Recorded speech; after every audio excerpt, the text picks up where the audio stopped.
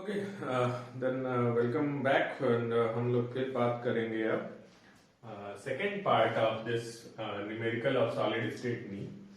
इसमें हम लोग एमटीजी का ये अनसॉल्व पेपर है जिसको सॉल्व कर रहे हैं। 10 क्वेश्चन हमने सॉल्व कर रखा है।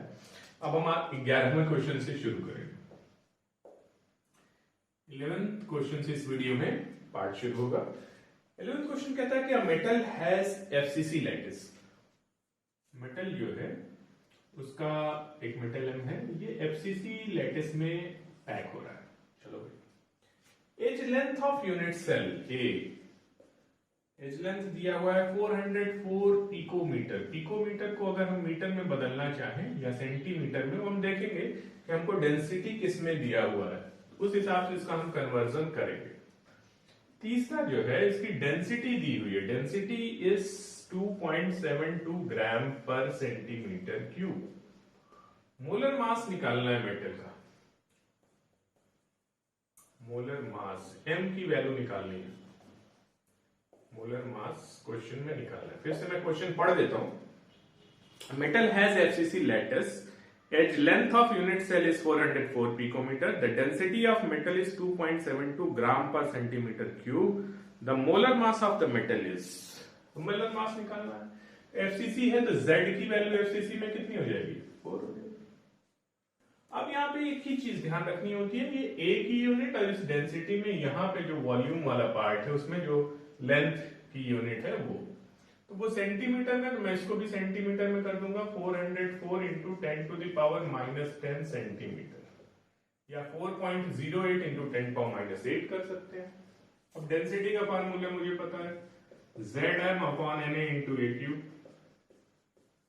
Z is 4, M क्या है, that I have to find out। तो M को एक तरफ कर लेते हैं, सिंपल हमें M निकालना है। M इज इक्वल टू हो जाएगा D Na A cube divided by Z। Density कितनी है, 2.72 इंटू बस 2.72 ग्राम पर सेंटीमीटर क्यूब।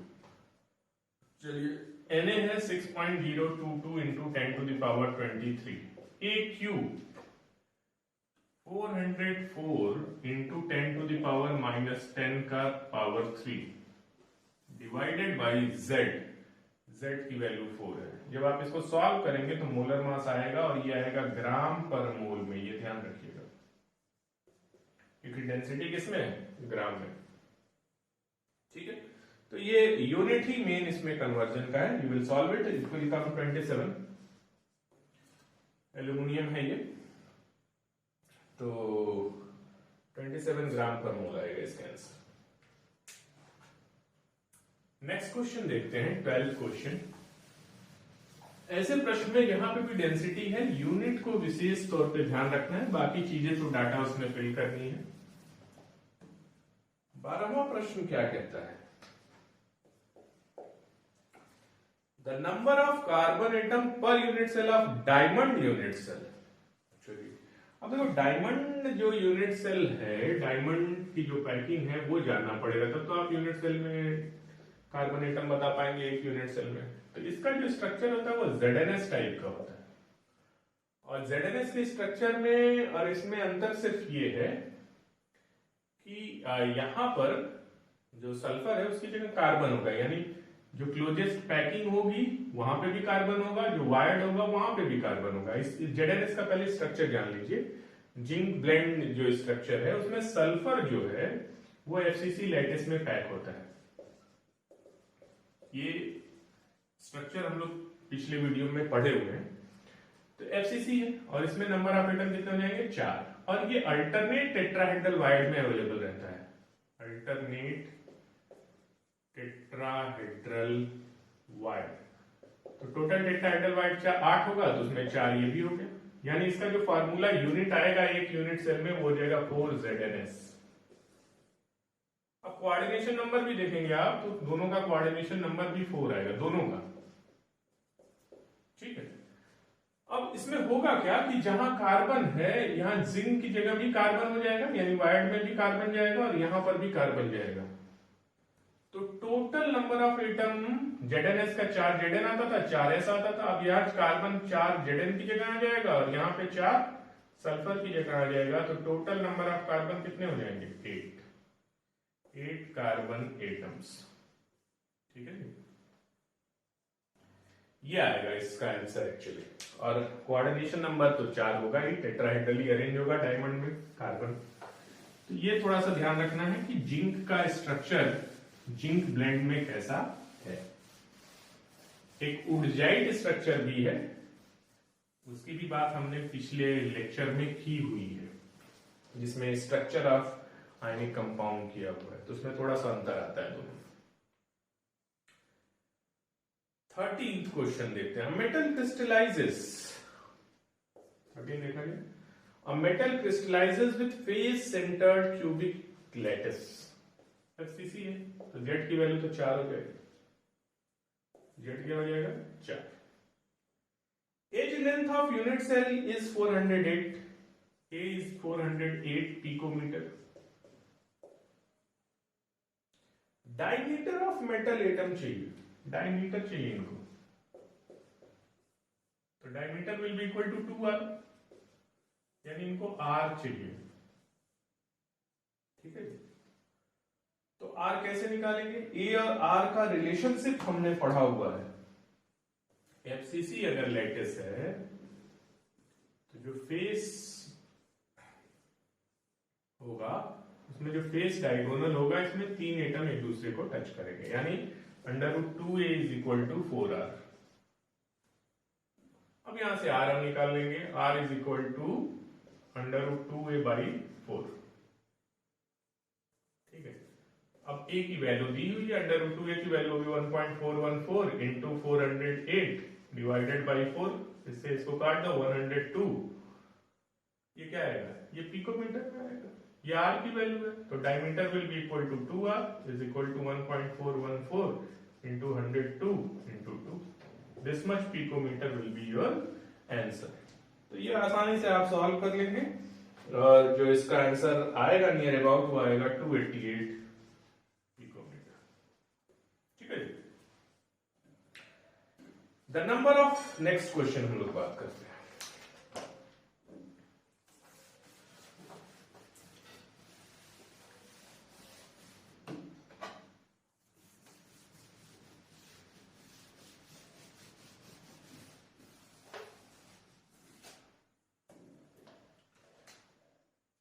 हम 14वें प्रश्न की बात करते हैं। 14वां प्रश्न ये कह रहा है, the number of octahedral bond per atom present in cubic close packing structure is. तो सीसीपी में पर एटम पूछ रहा है, ये थोड़ा ध्यान रखना है। तो सीसीपी पैकिंग है, तो सीसीपी के एक यूनिट सेल में नंबर ऑफ एटम कितने होंगे? 4। ऑक्टाहेड्रल बॉन्ड कितना होगा? 4। तो 4 एटम पे 4 ऑक्टाहेड्रल बॉन्ड, तो पर एटम कितना हो जाएगा? 4/4 is equal to 1। Answer will be 1। यह है ए, क्वेश्चन में आंसर जो दिया हुआ है वो ए पार्ट है। I think it should be clear to you. 4 तो होंगे सीसीपी में, क्योंकि लेकिन पर एटम चूंकि पूछा हुआ है तो पर एटम एक आ जाएगा। नेक्स्ट है हमारा 15वां क्वेश्चन देखना है। Structure of a mix oxide of cubic close packing. Structure of a mix oxide is CCP. एक मिक्स्ड ऑक्साइड है। मिक्स्ड ऑक्साइड में क्या है? दो ऑक्साइड का हो सकता है मिक्सचर हो, जैसे एक मिक्स्ड ऑक्साइड है Fe3O4 magnetite. It is mixture of FeO plus Fe2O3। इसमें FeO की ऑक्सीडेशन स्टेट +2 है और यहाँ पे +3 है। एवरेज जब निकालेंगे तो +2 +3 +3 डिवाइडेड बाई 3, तो ये 8/3 आता था ऑक्सीडेशन स्टेट, जो कि एवरेज है 2 3 3 का। तो ये इस टाइप का ऑक्साइड को हम कहेंगे मिक्स्ड ऑक्साइड। तो जरा देखते हैं कि ये कह रहे हैं कि एक मिक्स्ड ऑक्साइड है, उसमें ऑक्सीजन जो होगा वो सीसीपी में। जाहिर सी बात है, जो एनायन होगा वो सीसीपी पैकेट में। The cubic unit cell of mixed oxide is composed of oxygen. वही ऑक्साइड आयन से बना हुआ है, यही ये कह रहे हैं। 1/4 ऑफ, अब कह रहे हैं 1/4 ऑफ टेट्राहेड्रल वाइड। ऑक्सीजन जो है ये सीसीपी में है, तो 4 एटम होगा ऑक्सीजन का। अब इसमें टेट्राहेड्रल वाइड जो है इसका 1/4 of tetrahedral voids are occupied by divalent metal A2 positive, जो डाइवेलेंट मेटल A है उससे ऑक्यूपाई किया जा रहा है। And octahedral voids are occupied by monovalent metal B, और जितने ऑक्टाहेड्रल वाइड हैं ये मोनोवेलेंट एटम B है वो सारे के सारे the octahedral voids are occupied by monovalent metal B, यानी जितने B हैं वो सारे के सारे ऑक्टाहेड्रल वाइड में हैं, और जितने A2 पॉजिटिव हैं वो सारे के सारे कहां पे हैं, टेट्राहेड्रल, सॉरी वो 1/4 टेट्राहेड्रल वाइड को ऑक्यूपाई कर रहे हैं, सारे टेट्राहेड्रल वाइड को ऑक्यूपाई नहीं कर रहे हैं। और जो ऑक्साइड आयन है वो सीसीपी पैकिंग में है। अब कह रहे हैं कि क्या होगा फार्मूला ऑफ द ऑक्साइड, तो इट्स वेरी सिंपल, ऑक्सीजन का नंबर निकालो, ऑक्साइड इज 4, A2 पॉजिटिव का नंबर निकालेंगे, जितना टेट्राहेड्रल वाइड है 8 का 1/4 2, B1 पॉजिटिव का निकालेंगे, कितना ऑक्टाहेड्रल वाइड है 4, ये 4 नंबर है तो 4 आएगा, 4 है, सारे के सारे ऑक्यूपाई हो रहे हैं तो सारा हो गया। तो सिंपल A B और O का रेशियो क्या आएगा, A:B O is 2:4 दिया जाएगा AB2O2। This will be the formula of compound. So I think it should be clear to you. ये मिक्स्ड ऑक्साइड है। ये क्वेश्चन में डी ऑप्शन सही है इसका।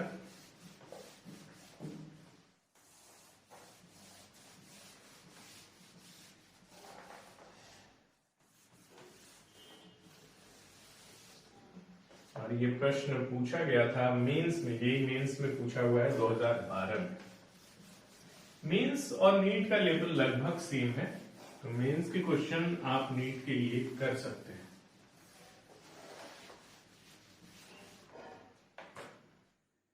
सोलहवां क्वेश्चन देखते हैं हम, क्वेश्चन नंबर 16। ये कहता है solid compound XY has NaCl structure. लो भैया, एक XY कंपाउंड है, इसका स्ट्रक्चर कैसा है, NaCl जैसा है। अब कह रहे हैं the radius of cation is, cation का रेडियस 100 पिकोमीटर है। Then the radius of anion, radius of anion निकालना है।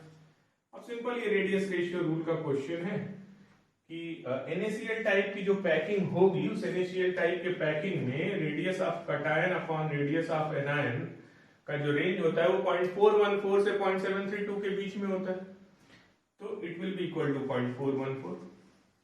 मिनिमम रेंज ले लेते हैं, उतने में तो एडजस्ट हो जाएगा जाकर के। तो 0.414 is equal to R cation upon R anion. यहां से R एनायन निकाल लेंगे, R anion will be equal to R cation upon 0.414। इससे आंसर आ जाएगा आपका। सिंपली इसकी वैल्यू जो है वो 165 आ रही है, 165.7 पिकोमीटर। ठीक है,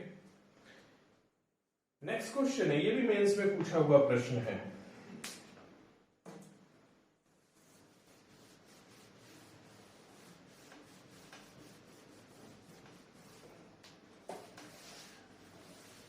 क्वेश्चन नंबर 17 की बात करते हैं।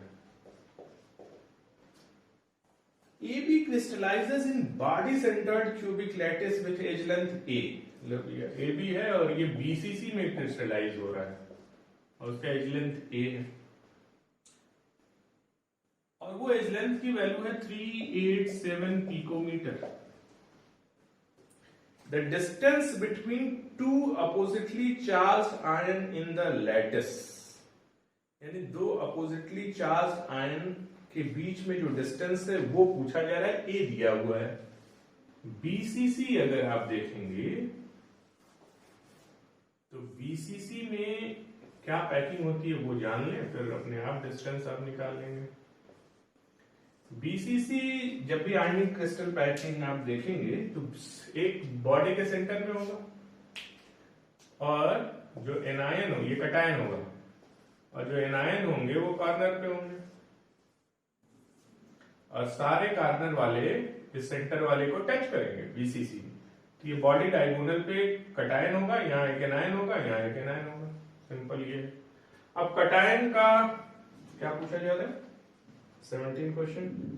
The distance between two oppositely charged ions in the lattice. तो एज लेंथ दिया हुआ है a, और डिस्टेंस पूछा रहा है दो अपोजिटली चार्ज, यानी ये डिस्टेंस पूछ रहा है। सिंपल बॉडी डायगोनल का आधा और कुछ नहीं।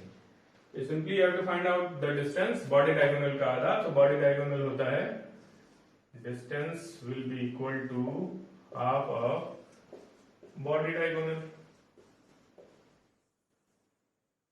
और body diagonal है half under root 3 है, सिंपल। तो 1/2 1.732 into a की value 387। You will solve it, you will get the answer। Answer will come in picometer। तो बहुत आसान प्रश्न है, बस आपको स्ट्रक्चर थोड़ा सा क्लियर होना जरूरी है। ठीक है, CSCl का ये स्ट्रक्चर होता है, अगर आप ध्यान दें तो ये CSCl का स्ट्रक्चर है, BCC टाइप का। कोऑर्डिनेशन नंबर दोनों का 8 होता है, और एक यूनिट सेल में एक CS और एक Cl होंगे, यानी फॉर्मूला यूनिट पूरा एक अवेलेबल होगा एक यूनिट सेल में। अब हम 18वें क्वेश्चन की बात करते हैं। Lithium metal crystallises in body centred cubic crystal. चलिए, लिथियम जो है it crystallises in BCC। If the length of the side of unit cell is 351, A is 351 picometer, the atomic radius of lithium will be, BCC है, R पूछा जा रहा है, तो BCC में हम लोग जानते हैं कि 4R is equal to under root 3A। तो R is equal to under root 3A by 4। under root 3A 1.732, A 351 upon 4। तो ये आंसर आ जाएगा आपका, लगभग 151 के आसपास आएगा picometre. It's very easy, relationship between A and R। तो आप देख सकते हैं कि किस पॉइंट पे आपको बार बार फोकस करना है। अनसॉल्व्ड पेपर सॉल्व करने पे यही चीज क्लियर होती है, कौन से प्रश्न बार बार और किस तरीके के प्रश्न आ रहे हैं। अब हम 19वें प्रश्न की बात करते हैं। Copper crystallises in face centred cubic lattice with a unit cell length 361। What is the radius of copper atom in picometer? Same question है, बस यहाँ FCC हो गया है कॉपर का। 19वां देखो, कॉपर है, FCC में है, A की वैल्यू 361 है पिकोमीटर। R पूछ रहे हैं, FCC के लिए under root 2A is equal to 4R। R is equal to under root 2A by 4। ये हमने कई बार पढ़ा हुआ है कि फेस डायगोनल पे 3 एटम होंगे, तो ये रिलेशनशिप होगा FCC में। ये फेस है, तो ये फेस डायगोनल है, तो यहाँ पे 3 एटम होंगे, तो ये डिस्टेंस होगी 4R। तो अंडर रूट 2A, ये A है, ये A है, तो ये अंडर रूट 2A होगा, तो under root 2A by 4R 1.414 into 361 divided by 4, इतना पिकोमीटर आंसर आएगा।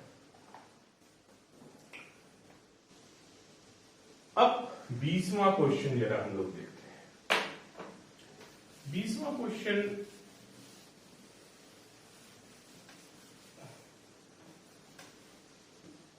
देखिए, 20th।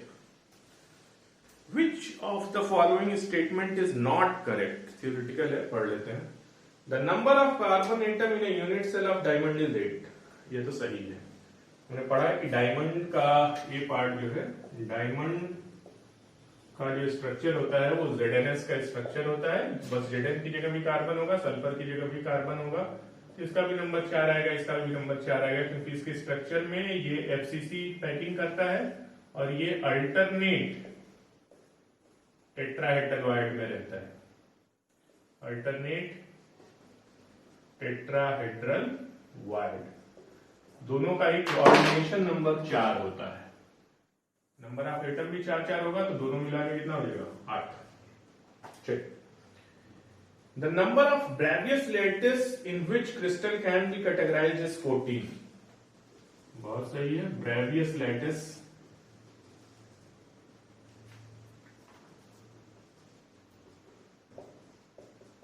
ये 14 होता है, ये सही है। ठीक है, क्यूबिक में 3, टेट्रागोनल में 2, सिंपल और बॉडी सेंटर। आर्थोरोम्बिक में 4, simple, body centre, face centre, interface centre. Cubic तो आप समझ ही रहे हैं, simple, body centre, face centre.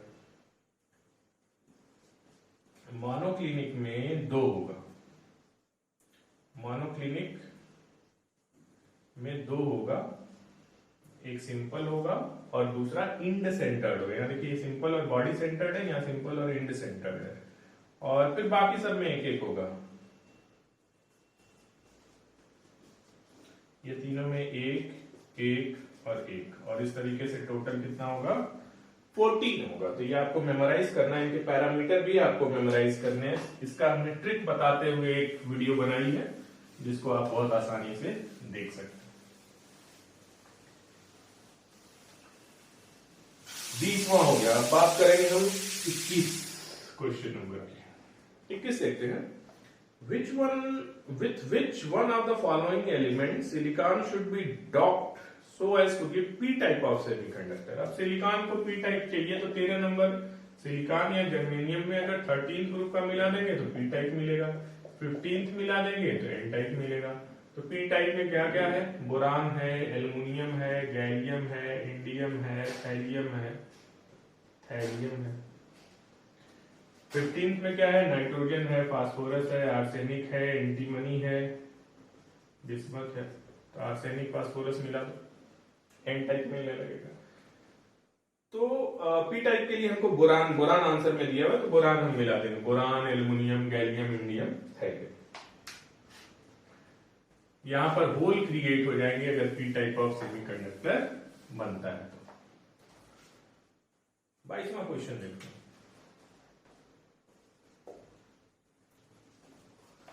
If A stands for edge length of cubic system, चलिए A स्टैंड करता है एज लेंथ के लिए, तो simple cubic, body centred cubic और face centred cubic, then the ratio of radii of sphere in these system will be respectively। चलो भैया, simple, BCC और एफसीसी में क्या निकालना है, रेडियाई आर। तो सिंपल में हम जानते हैं कि आर इज इक्वल टू होता है, सिंपल यूनिट से अगर आप देखेंगे क्यूबिक का, तो कार्नर वाले एटम एक दूसरे को टच करते हैं। तो ये 2r इज इक्वल टू ए, ये इज इक्वल टू क्या होगा 2r। बीसीसी में क्या होगा कि जो बॉडी डायगोनल होता है, वो बॉडी डायगोनल पे 3 एटम टच करते हैं एक दूसरे को। ठीक है, तो अगर हम बॉडी डायगोनल लेते हैं, जैसे ये बॉडी डायगोनल है, तो it is equal to 4r, तो √3a is equal to 4r।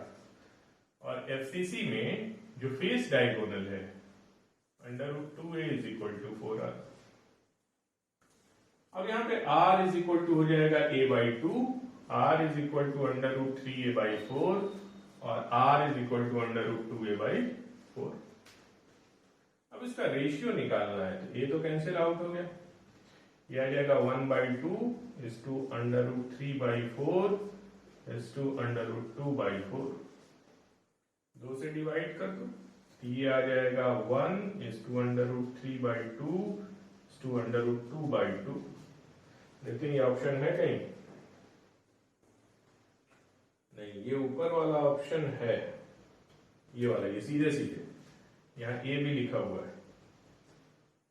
ठीक है, और इसको नीचे ले आए हैं, तो ये 2√2 हो जाएगा।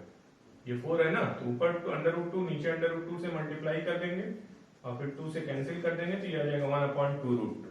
तो ये ऑप्शन दिया हुआ है। ठीक है, आप इसको वैल्यूज पुट करके फ्रैक्शन में भी बदल सकते हैं कि कितना न्यूमेरिकल वैल्यू फ्रैक्शन में आ रहा है। चलिए, तो ये रिलेशनशिप है। अगर आप सिंपली याद किए हैं तो कोई दिक्कत नहीं है, या समझे हैं, इसमें याद भी नहीं करना है, सिंपल आपको समझ होना चाहिए कि बीसीसी में 4r is equal to √3a और एफसीसी में 4r is equal to √2a। Simple cubic में तो 2r मिलके a के बराबर हो।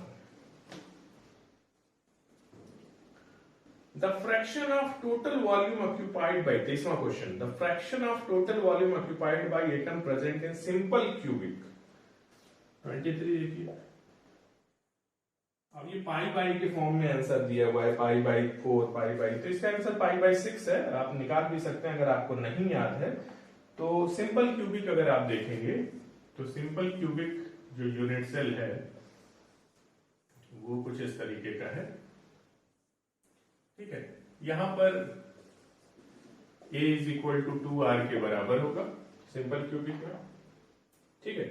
तो the fraction of total volume occupied by atoms present in simple cubic, तो पैकिंग इफिशियंसी या पैकिंग फ्रैक्शन जो होता है, packing fraction is equal to कितना नंबर ऑफ एटम है इनटू एक एटम का volume divided by a cube, और a की जगह 2r लिख देंगे। तो नंबर ऑफ एटम 1 है, 4/3 πr³ डिवाइडेड बाय 8r³।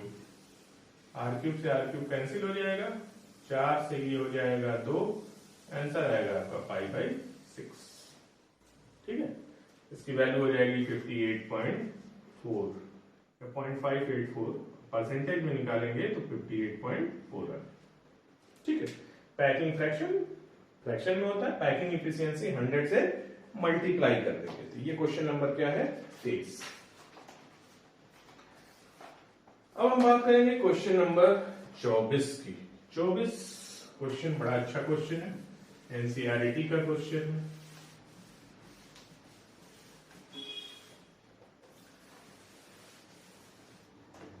देखिए प्रश्न मैं पढ़ देता हूं। ये प्रश्न पूछा भी गया 2007 में। If NaCl is doped with, NaCl को डॉप किया गया 10⁻⁻⁴ मोल%, बस यही थोड़ा सा ध्यान में रखना है। SrCl2 ये मोल परसेंट जो दिया है, SrCl2 से डॉप किया गया। The concentration of cation vacancy कितनी होगी, कटायन वैकेंसी कितनी बनेगी वो पूछा जा रहा है। तो सिंपल, अगर NaCl का आप आइडियल पैकिंग देखेंगे तो Na पॉजिटिव होगा, Cl नेगेटिव होगा। एक Na के चारों तरफ 6 Cl होंगे, एक Cl के चारों तरफ 6 Na होगा। ये 2D में है तो इसलिए आपको 4-4 दिख रहा है। तो सिंपल है कि Na के चारों तरफ Cl होगा और Cl के चारों तरफ Na होगा, लाइक दिस। अब जब इसमें SrCl2 मिलाया जाएगा तो Sr की यहां वैलेंसी क्या है, 2 पॉजिटिव है, कुछ Na की जगह Sr आ जाएगा, और जब Sr आएगा तो एक एक्स्ट्रा Sr आएगा तो एक वैकेंसी क्रिएट करेगा। तो सिंपल ये है कि जितना SrCl2 मिलाया जाएगा उतनी वैकेंसी क्रिएट होगी। ये क्वेश्चन में समझ में आना चाहिए इस फॉर्मूले से, इस स्ट्रक्चर से, क्योंकि इलेक्ट्रिकल न्यूट्रलिटी को मेंटेन करने के लिए एक Sr2 पॉजिटिव आएगा तो एक एक्स्ट्रा पॉजिटिव आ गया, क्योंकि कटायन के पास एक ही पॉजिटिव था। तो उस एक्स्ट्रा पॉजिटिव को मेंटेन करने के लिए एक सोडियम अपनी पोजीशन छोड़ देगा। अब 10⁻⁻⁴ मोल% मिलाया गया। इस चीज को समझ लेते हैं कि इसका मतलब ये हुआ कि 100 में, परसेंट मतलब 100 में 10⁻⁻⁴ मोल मिलाया गया। 100 मोल में 100 मोल अगर ये क्रिस्टल लैटिस है तो उसमें 10⁻⁴ मोल मिलाया गया।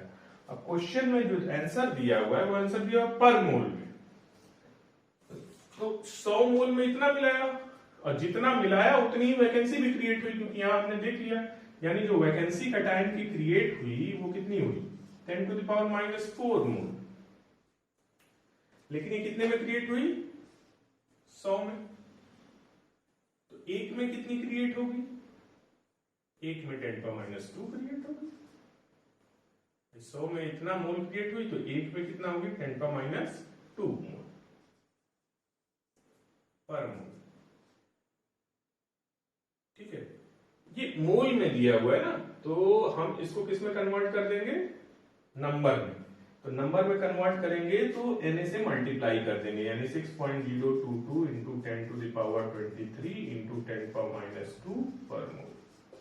इतनी वैकेंसी क्रिएट होगी, यानी दिस आंसर विल बी 10⁻, नहीं कुछ 4 है ना, इतना मोल परसेंट क्रिएट हुई।